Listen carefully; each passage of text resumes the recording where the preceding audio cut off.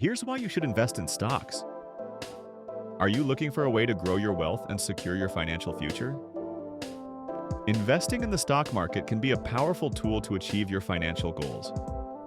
Let's explore why stocks are a wise investment.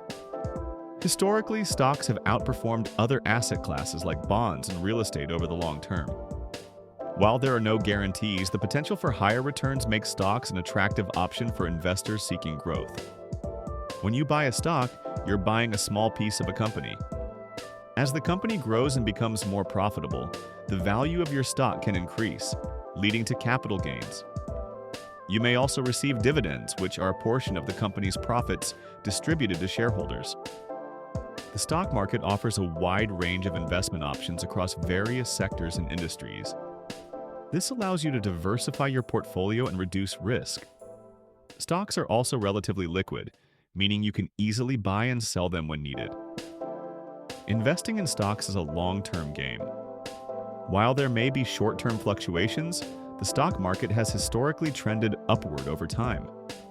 By staying invested and focusing on the long term, you can potentially benefit from the power of compounding and achieve your financial goals.